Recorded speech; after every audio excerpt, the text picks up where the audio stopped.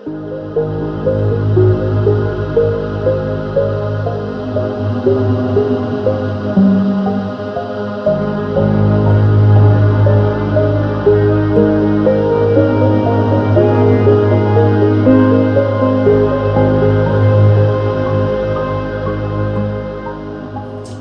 name is Sandra Fetty. I lost my husband, John Fetty, on April 26th of 2019. So it's been about a year and a half ago. And John took his life the day of April 26th on a Friday. And something that we never expected. No signs of mental illness, no medication, no history of having any of those thoughts whatsoever.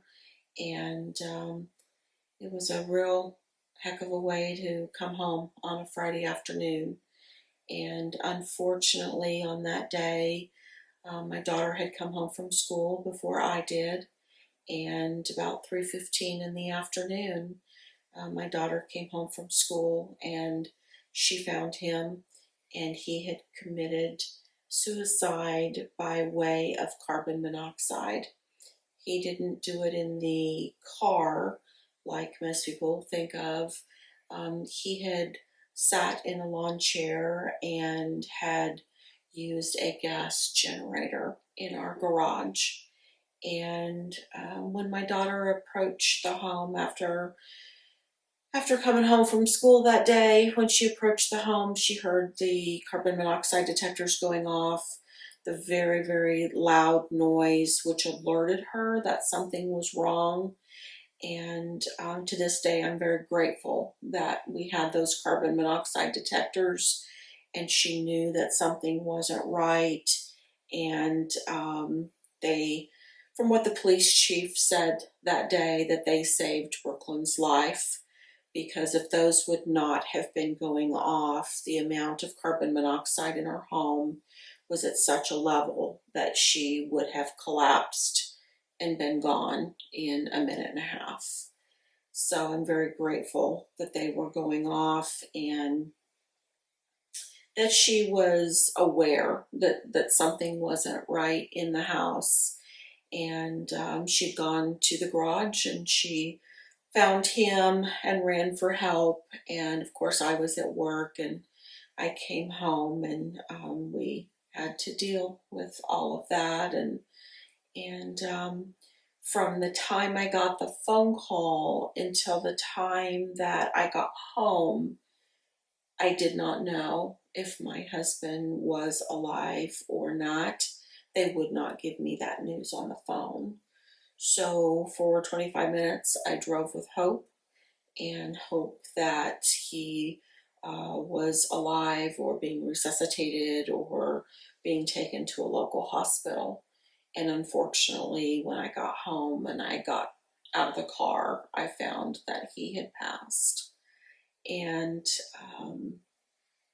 just the reality of losing someone, your spouse that you love, and that you were married to for over 5 years, that had done this act of,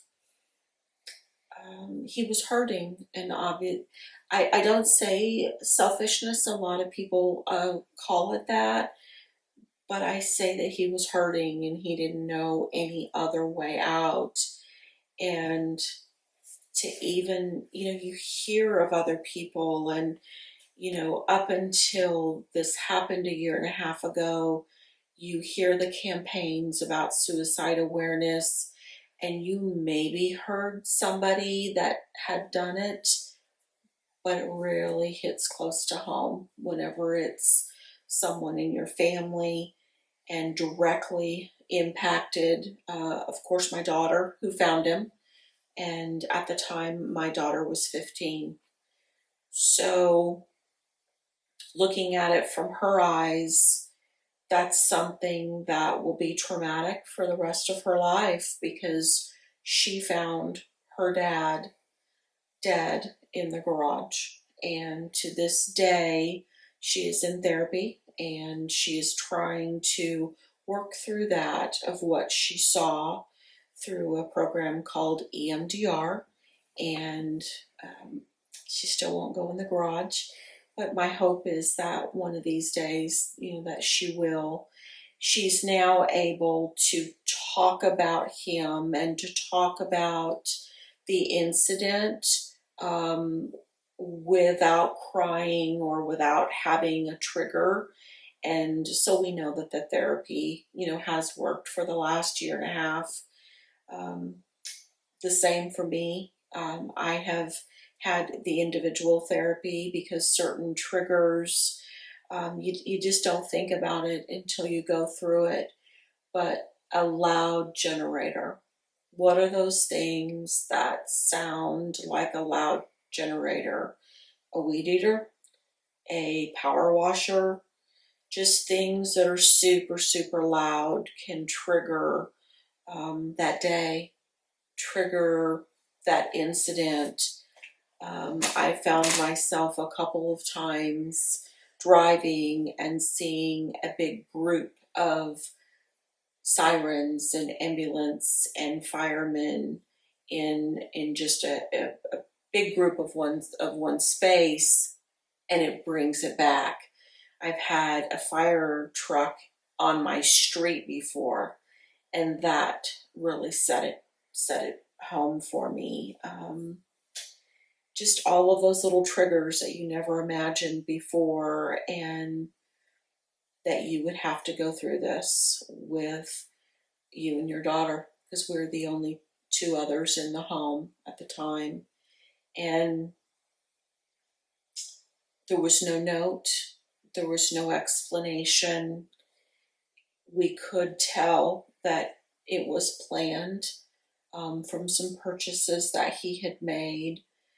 And I had left that morning for work and had kissed him goodbye at 8 o'clock. I take that back, at 7 o'clock in the morning. I took Brooklyn to school, and so I kissed him goodbye at 7 o'clock in the morning, not knowing that that was the last time that I would see my husband. He had sent me a message on Facebook, and I responded, and he did not ever read my response. Every morning he said to me for 6 or 7 years, "Good morning, sunshine." And I would respond, and I did, and he hadn't read it. So I think that he had his plan that morning, and he was already trying to fulfill that plan. It's just, it's mind-boggling sometimes when you stop and you think about it. I never really knew or could relate a year and a half ago to what a widow was. A widow was someone in your church that was older and elderly, and maybe they needed their grass mowed because their husband had passed. I'm not old and I'm not elderly, and I just could not fit myself in that little box that people describe you as.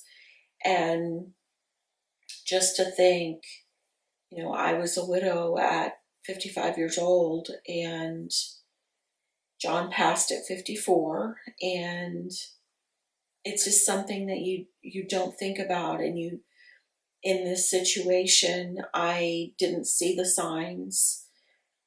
There were things going on, but I didn't put all those pieces of the puzzle together until later.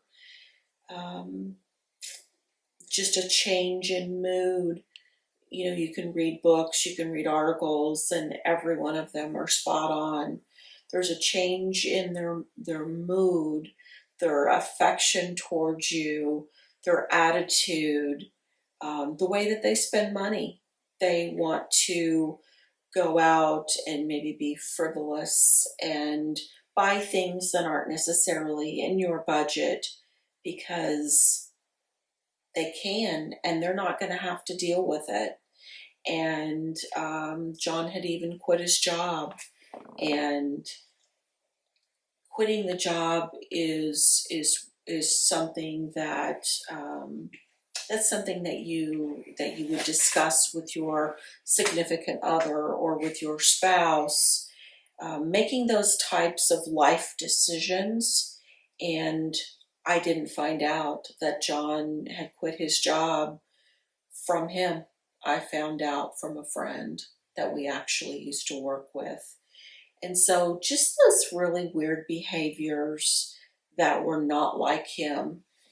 He was always very, very open, very honest, very transparent, very jolly.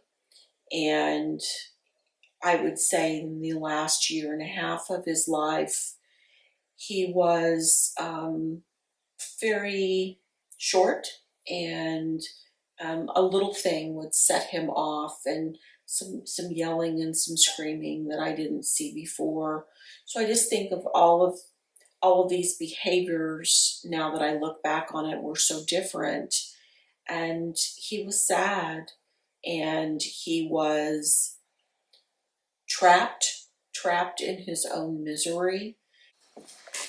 And if you're miserable in your life, you try to think of different things that you can do to get your happy back, or to try to appear to be happy, in one sense. And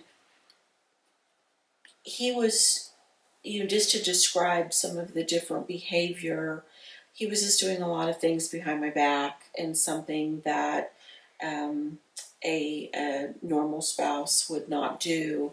And when you do a lot of things like that behind your spouse's back, whether it's quit their job or spend a lot of money irrationally, go out and buy a new car, without discussing it as a team with your spouse, it starts to really build up on you. And I think that sense of guilt, and the sense of guilt of me not knowing, really had him trapped. So for the time that I knew my husband, approximately 12 years, never saw any signs of a mental illness. But towards the end now, I could say that I saw a difference, and I saw some mental issues, but it was because he was acting differently, because he was hiding things. And then he became almost paranoid that I'm going to find out, and you start acting differently, and you have no other recourse than to jump off the wheel, kind of like a little hamster on his wheel that goes and goes and goes and goes, and they can't ever make a difference. And he had had enough, and his brain was telling him that, he was a failure. He was a failure as a man. He was a failure as a husband, as a father. Even though I wasn't saying anything, he was feeling the guilt for that. And with a lot of financial stress that some members of the family had put on him that I did not know about, he just couldn't take it anymore. And I firmly believe that that's why, he ended his life, is he saw no other way out. He was in a box. He saw no other way out. He saw no hope. And of course, I didn't know any of this until afterwards. But,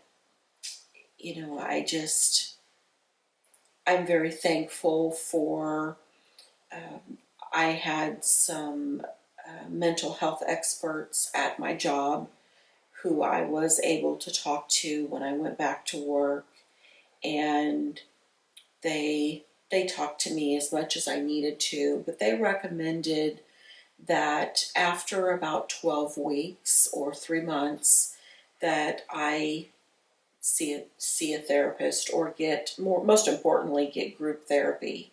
And if I wanted to see a therapist on my own, I could.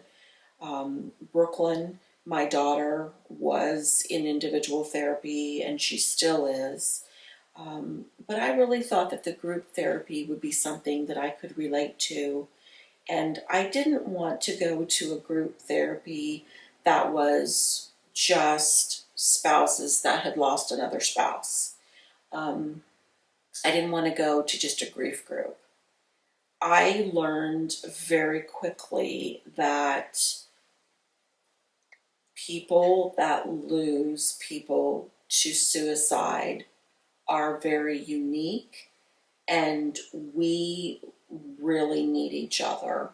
And so I wanted to find a suicide support group, a suicide survivor group that I could share what I had been through, and I could learn from their stories and learn from their experiences.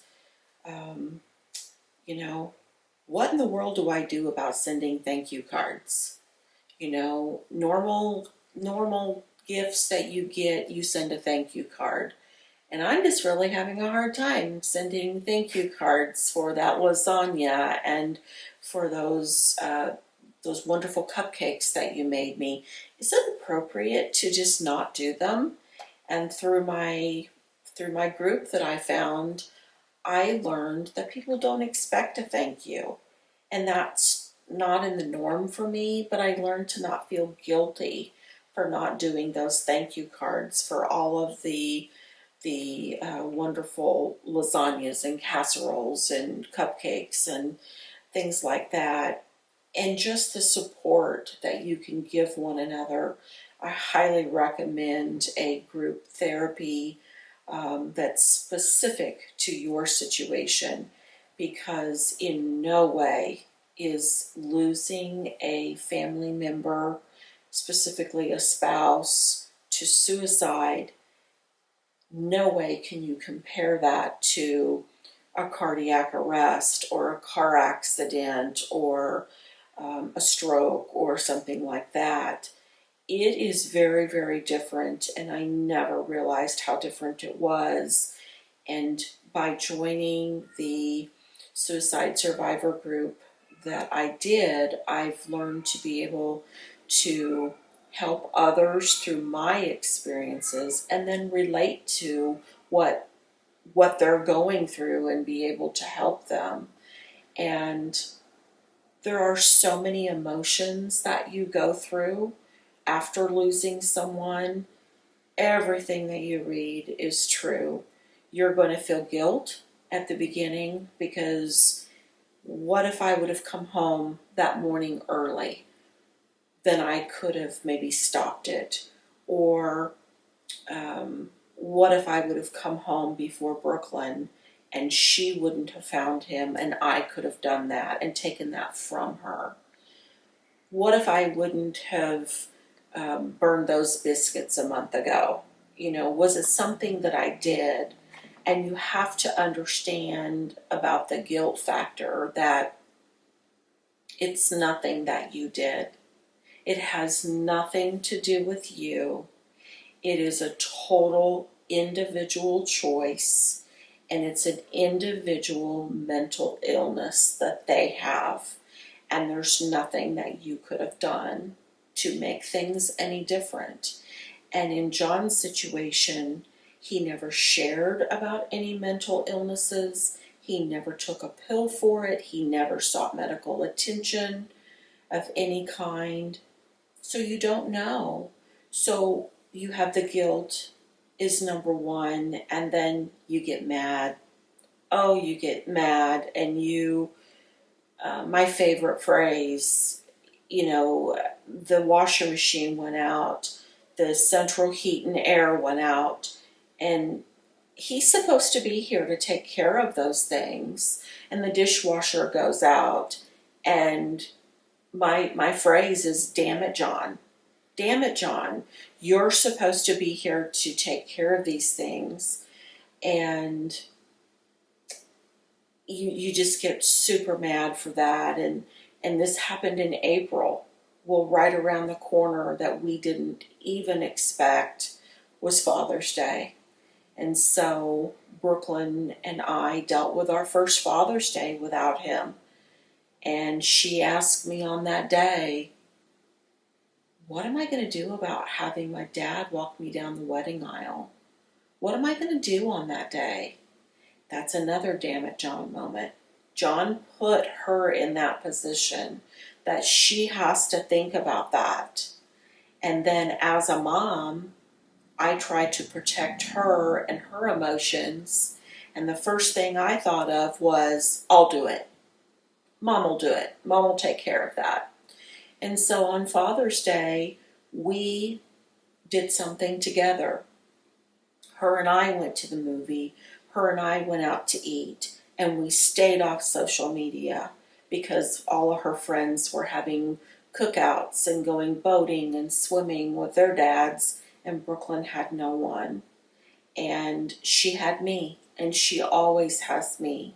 And that's something very, very important, to remember that she still has the other parent. So you go through the guilt, then you go through being very, very mad and just not understanding, the lack of understanding. And no matter what, you will always go through, because there's no closure. And there's no closure, there's no period at the end of that sentence. And that's why the semicolon is such a very important symbol for me now, is the story wasn't over. The story wasn't over, and it's up to us to remember him. And our grief, it gets better. Our grief gets better. Hers, she's doing very, very well. I'm doing well. And we don't grieve like we used to a year and a half ago. I call it remember and respect. And, there are times when maybe we're a little down or something happens, and you might have a few tears, such as Brooklyn's, let's see if I can say this right, Brooklyn's last first day of school. She's a senior this year. He was supposed to be there. He was supposed to be there to be taking pictures and so on. And that made me mad that he wasn't there. He took that away from her. But yet we can go back to the good memories, and we can just remember all the good times that we did have with him, and try to help others through him, others that are struggling, try to be the shining light for them. And within 24 hours of his passing, I had told our pastor that it would now be my mission for the rest of my life to take the pain that we are all feeling and turn it into purpose.